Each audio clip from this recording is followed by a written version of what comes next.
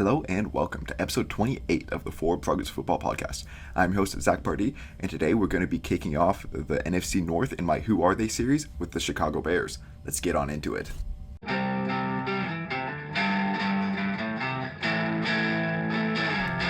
So in case you guys are new here, what I do is I go over each team position by position and just break down their roster, as well as at the end I give a pessimistic and optimistic overview of their season, talk about their Vegas over-under win total, and then what I think is the biggest strength and weakness of each roster.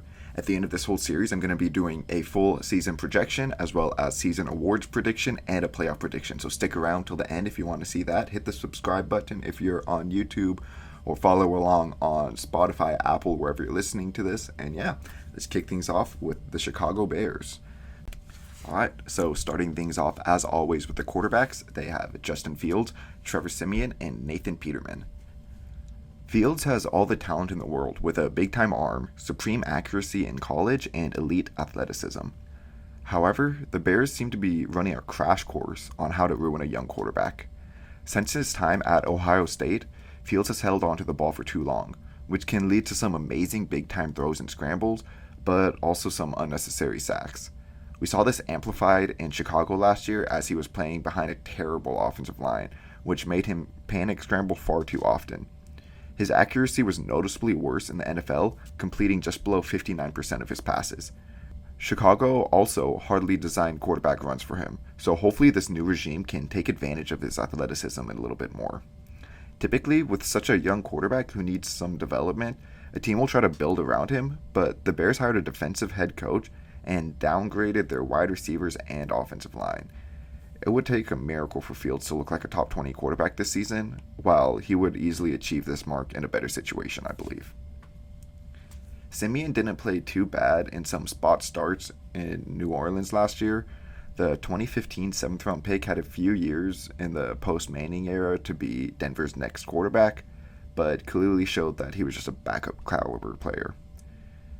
It is very likely that Sean Payton's offense just brought the best out of Siemian, but you could get a lot worse caliber play from a backup than what we saw last season. Peterman gets a bad rap for his time in Buffalo, where he was terrible, to be fair.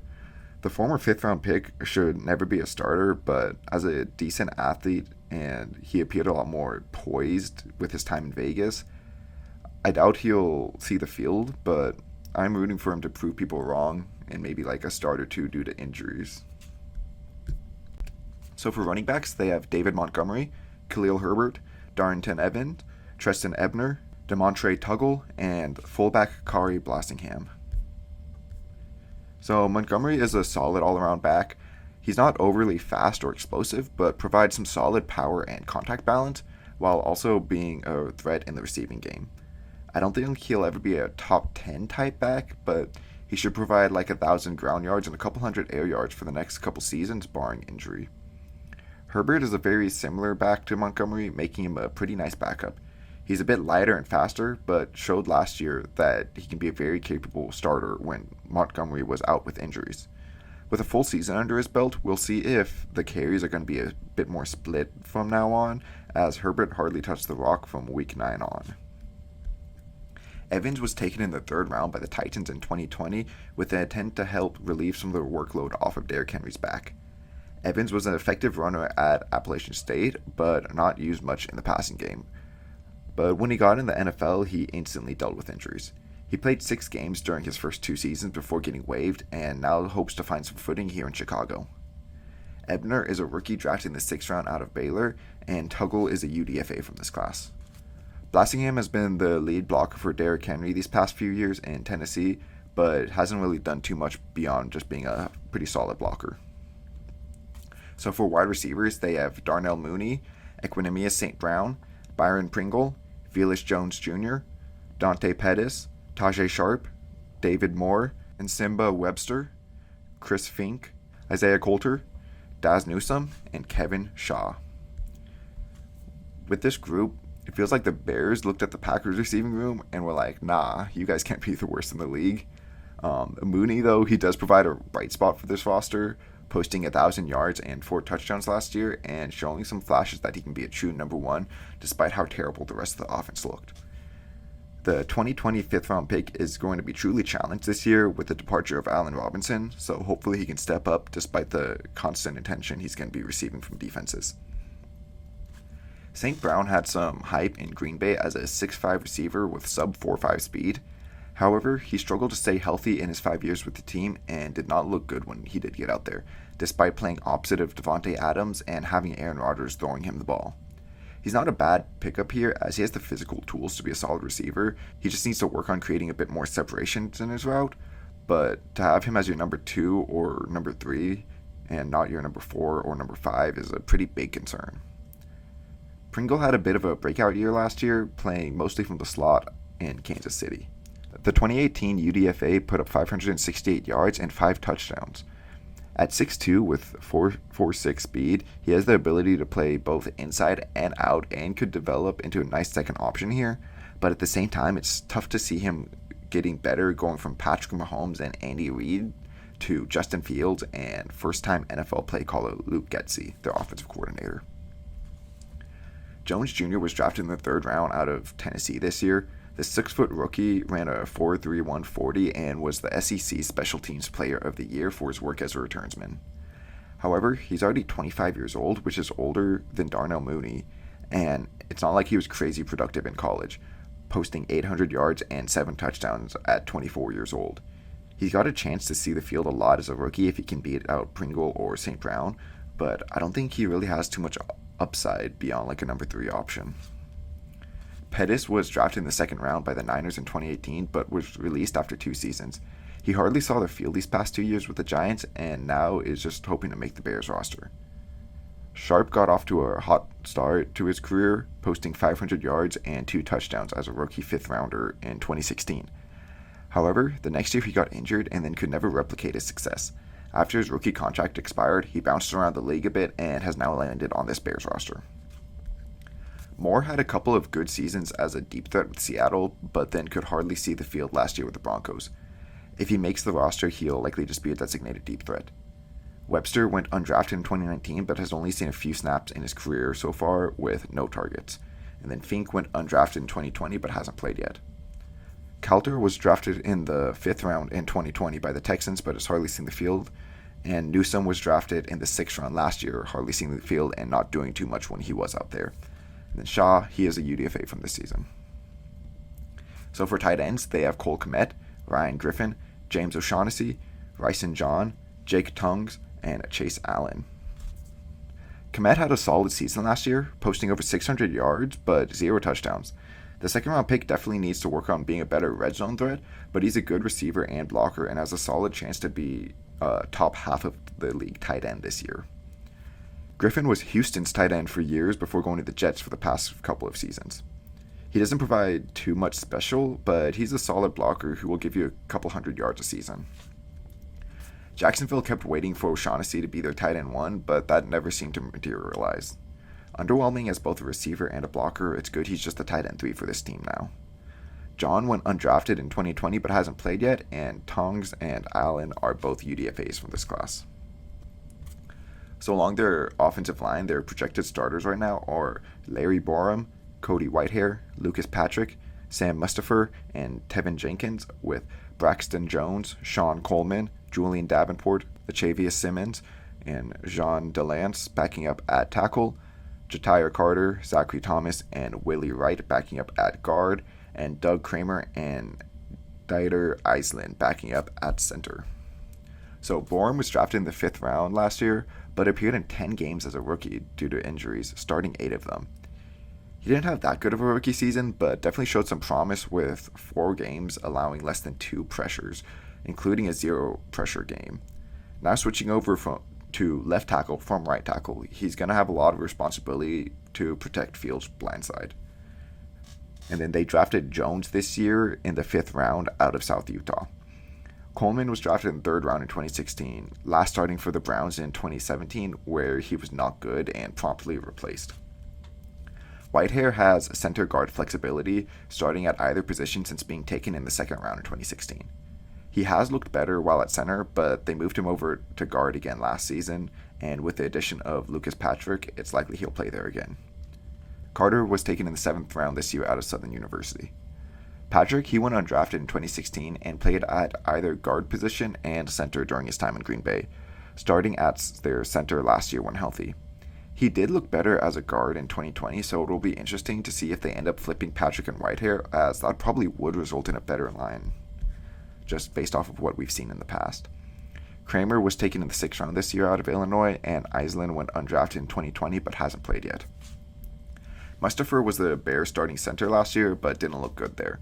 Now entering year 4, the undrafted player is listed at guard, so hopefully he does a bit better there and doesn't have to worry about snapping now too. Thomas was taken in the 6th round out of SDSU this year, and this could definitely just be my bias as a SDSU student, but he was a phenomenal run blocker there, and I wouldn't be surprised if he did beat out Mustafer for this job just because he has higher upside. Wright went undrafted in 2019, but hasn't taken the field yet, and Jenkins was taken at the top of the 2nd round last year out of Oklahoma State. He missed most of his rookie season with injuries and didn't look the best when he did get out there, but he was one of college's best tackles, so hopefully with a fully healthy offseason he can lock down the right side of that line. Davenport has a lot of snaps under the belt, but has been one of the worst tackles in the league while on the field. Hopefully for the Bears starters can stay healthy so that they can keep him on the bench. Simmons was taken in the 7th round in 2020 and saw a few snaps last year where he did not play too well, and DeLance is a UDFA from this class. So for interior defensive linemen, they have Angelo Blackson, Justin Jones, Mario Edwards Jr., Kairos Tonga, Mike Pennell Jr., Laquale London, Azua Alofahai, and Micah Dude Treadway. Blackson has been a rotational lineman for various teams throughout his career.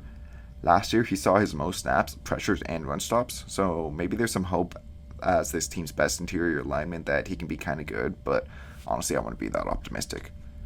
Jones is coming over from the Chargers after spending his first 4 seasons there. He missed much of last season with injuries, but should be a decent run defender while on the field. Edwards looked great as a 2nd-round rookie in 2015 with the Raiders, but fell off after that. His rookie season, he split time playing at edge and interior, but has mostly played on the inside since then.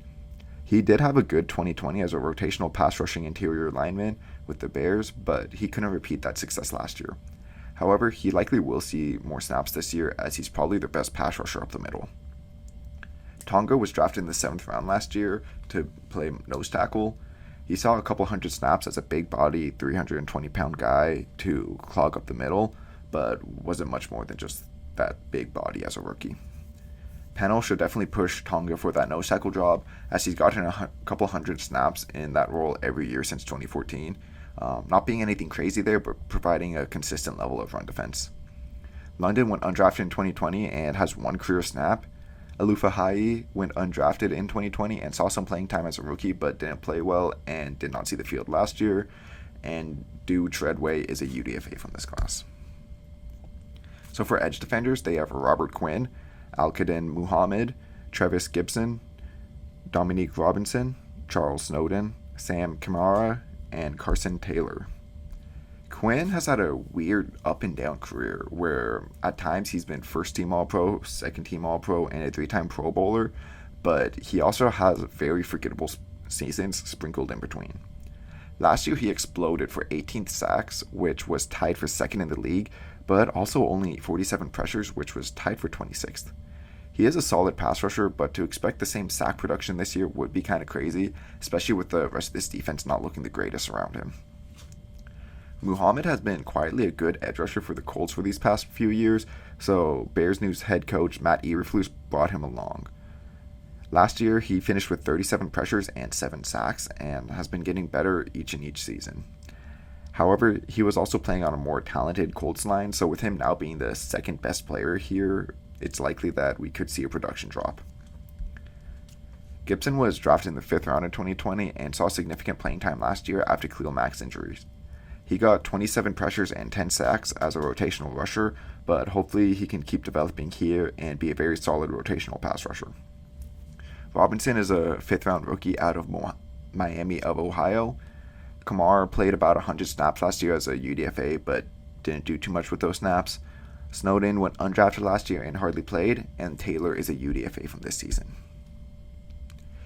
So for linebackers, they have Roquan Smith, Nicholas Moreau, Matt Adams, Noah Dawkins, Joe Thomas, Caleb Johnson, CJ Avery, Jack Sanborn, and Christian Albright. Smith is one of the league's best linebackers and will be playing on his fifth-year option, so he will be playing for a new contract this year. Throughout his career, he's only been credited with 2 touchdowns in coverage and has been really good against the run. Moreau missed all of last season with injuries, but has been developing into a very underrated coverage linebacker for the Raiders after going undrafted in 2017. Hopefully he can bounce back from his injury completely healthy and prove that he is a top cover linebacker in the league now. Matt Adams is another player following Eberflus from the Colts. He was drafted in the 7th round in 2018 but hasn't played too much yet on defense, missing a lot of time with injuries so far in his career. Dawkins went undrafted in 2019 but has hardly played yet. Thomas went undrafted in 2014 but has never been a starter, just coming in for a couple hundred snaps a year and providing some backup caliber play. Johnson, he went undrafted last year and hardly saw the field. And then Avery, Sanborn, and Albright are all UDFAs from this season. So for cornerbacks, they have Jalen Johnson, Kyler Gordon, Thomas Graham Jr., Lamar Jackson, not the quarterback, Kendall Vildor, Tavon Young, Bo Pete Keys, Greg Stroman Jr., Duke Shelley, Jason Stanley, and Ali Green IV. Johnson was drafted in the 2nd round in 2020 and is already showing signs of being a number 1 type corner. He's only allowed 200 yards on the whole last season, and while only missing 2 games. Kyler Gordon was a great draft pick this year, taken in the 2nd round out of Washington. A great athlete who can play both slot and outside corner. He did not allow a touchdown despite playing opposite of 1st round pick Trent McDuffie, so he saw a lot of targets. I think he has number 1 cornerback upside, and I'm super excited to watch this corner duo this year, as right now they are super unproven, but they have some of the highest upside in the league. Graham has made some appearances towards the end of last year and played pretty well. He mostly played outside, so if he wins a starting role, I wouldn't be surprised if Gordon just kicks inside, and that's the trio that we see the most. Lamar Jackson went undrafted in 2020 and didn't play at all last year. He was forced to start as a rookie with the Jets and did not look good, as one would expect out of a slow, undrafted free agent. He got a shot here to earn some playing time, though, in case of injuries or just lack of production with such a thin top. Vildor started many games for the Bears last year, but the 2nd-year 5th-round pick did not fare too well. He has the physical tools to make it with 4.4 speed and a 39.5-inch vert, but is a bit undersized at 5'11" and will likely just be depth this year unless he takes some strides forwards. Young is a solid slot option who definitely could end up starting here, but he is constantly in and out of the lineup with injuries, which is why Baltimore moved on from him. I'm rooting for him to stay healthy and make an impact on this roster, but it kind of looks like his best play might be behind him, whether it's just injuries taking the toll on his body or just him unable to stay on the field. Keys was drafted in the 7th round in 2020 by the Chiefs and has already bounced around the league a bit, hardly seeing snaps for Kansas City and then last year with Indianapolis. Stroman saw a lot of time his rookie year with Washington back in 2018 as a slot and outside corner, but the 7th round pick proceeded to struggle with injuries and has hardly seen the field since then. Shelley was drafted in the 6th round in 2019 and saw a significant amount of snaps last year from the slot, but didn't play too well. With the offseason additions, he's now just fighting for a roster spot. Stanley went undrafted in 2019, but hardly has played yet, and Green is a UDFA from this class. So for safeties, they have Eddie Jackson, Jaquan Brisker, DeAndre Houston Carter, Dane Cruikshank, Elijah Hicks, Michael Joseph, John Alexander, Jalen Jones, and AJ Thomas. Jackson had a breakout year 2 where his aggressive ball-hawking style of play led to 6 interceptions, and he looked like one of the best safeties in the league. However, since the more conservative Adrian Amos left the Bears in 2019, he has not looked as good. His risky style of play was great when there was a pass rush forcing the ball out fast and a partner in crime alongside him to offset his risk-taking, but without those two, he's caught out of position too often. Hopefully with Brisker next to him, he can start looking like his old self once again. Brisker was taken in the 2nd round this year out of Penn State. The Bears hope he can fill that box safety role that complemented Jackson so well years ago, and he definitely has the tools to do so. He's a great athlete who will play closer to the line of scrimmage and be a headhunter for Eberflus and this defense. DeAndre Houston Carter has been a backup on the Bears since being drafted in the 6th round 2016. However, last year he saw a lot of snaps as a third safety and even a couple of starts. He played pretty great for them as a versatile defensive back and will likely play the same role again this year. I expect a lot of 3 safety sets out of this team due to the talent of these top 3 guys. Cruikshank was drafted in the 5th round in 2018 by the Titans and earned the 3rd safety role last year. He started a couple games due to injuries and looked alright out there, but honestly I don't know how much to attribute that to Vrabel somehow keeping that whole squad together. We'll see if he's able to get any playing time this year and how he looks when he does. Hicks was drafted in the 7th round this year out of Cal. Joseph went undrafted in 2018 and hardly has played yet. And Alexander, Jones, and Thomas are all UDFAs from this class. So for special teams, they have Cairo Santos at kicker, Trenton Gill at punter, and Patrick Scales and Antonio Ortiz competing at long snapper. Santos has been an up and down kicker throughout his career, but has played well for the Bears for these past 2 seasons, making 94 and 87% of his field goal attempts. Gill was drafted in the 7th round this year out of NC State, and Scales has been the team's long snapper since 2015, but they did bring in UDFA that would be crazy, UDFA Antonio Ortiz to compete for the job. Alright, so now this is when I talk about their season as a whole. I give the team's floor and ceiling, talk about what can go wrong, what can go right, their over-under, their biggest strength, and their biggest weakness. So I kind of see the floor of this team as 5-12. I do think that Eberflus will keep them in a lot of games with his solid defense, and they should have a good enough ground game, but some things that can go wrong is Fields. He doesn't show development from year one, continuing to hold onto the ball for too long, while under a lot of pressure and having no one open. These running backs play well, but as in most cases, that's not going to win a lot of games. These wide receivers, they could be the worst in the league, with Mooney regressing now that he's the true number 1 and has to deal with all the focus from the defense, and everyone else looking like a number 4 option at best. Kmet is just an alright security blanket again, and this offensive line is just terrible across the board. On defense, this interior group could be an absolute mess. Quinn, he's likely to regress again, and I wouldn't be surprised to see him traded by the end of the season if this team's not contending. Smith continues to be good, but Moreau isn't able to step up besides him as a full-time starter. And then with so much youth in the secondary, although I love their upside, they could struggle to be disruptive in year 1 together. Optimistically, I see the ceiling of this team as 9-8, maybe squeaking into a wild card. Some things that can go right is Fields flashes his elite upside and helps them win games that they just flat out shouldn't. This run game could be elite with Fields, Montgomery, and Herbert all bouncing off each other. Mooney, he could play like a true number 1. He has shown the ability to, we just need to see it. And Jones could look good as a rookie, with the rest of these receivers being just enough decent compliments, This offensive line isn't going to be good, but they could be just good enough to allow this offense to function most of the time. On the D-line, someone would need to come out of nowhere for this interior group to be good, but Quinn, Muhammad, and Gibson could be a nice rotational edge trio. Smith and Moreau could be a great linebacker duo, and the secondary could all come together nicely if these rookies play pretty great and everyone just starts hitting their upside, but that is a lot to ask out of these young guys. I think I'm going to have to go with the under for this team.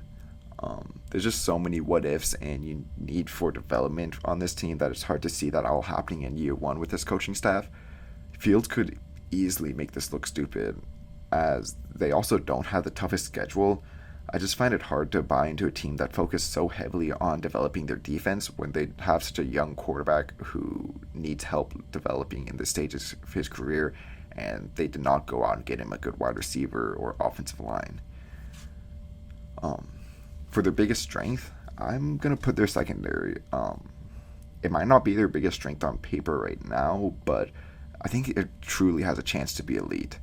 It may not be this season. I may be projecting a bit, but I think they have a great young corner duo between Johnson and Gordon, as well as a potentially elite safety duo if Jackson can return to form and Brisker can hit the ground running. Throw in DeAndre Houston Carter as a third safety or slot option, or one of these other young corners stepping up and just providing some solid level play. And I really like the direction that this unit is heading in. But I do not like the direction of these receivers. That's what I put as their biggest weakness. I just don't see too much reason for optimism with this group of weapons. I hope Mooney can be a number one, but he still needs to prove it. Like, I think he can, but we'll see this year if he is. St. Brown and Pringle are leaving elite quarterbacks and offensive coaches, so I find it hard to believe that now in Chicago they're going to somehow improve here. Felix Jones has some upside, but it took him until he was 24 to look any good in college. Kmet is nice, but he needs to be a better red zone threat and put some points on the board. I just don't think that they're giving Fields enough weapons, which is going to lead to him holding on to the ball too much, scrambling too much, and taking too many sacks. Alright, so that's going to do it for today's episode. If you're on YouTube, leave a like, comment, subscribe. Let me know what you think of the Chicago Bears season. Are you as nervous for it as I am, or do you think that they got a chance to sneak into that wildcard spot? If you're on Apple, Spotify, leave a 5-star review and tell your friends about it. Let's start just getting this spread out. And yeah, I'll see you guys all next time.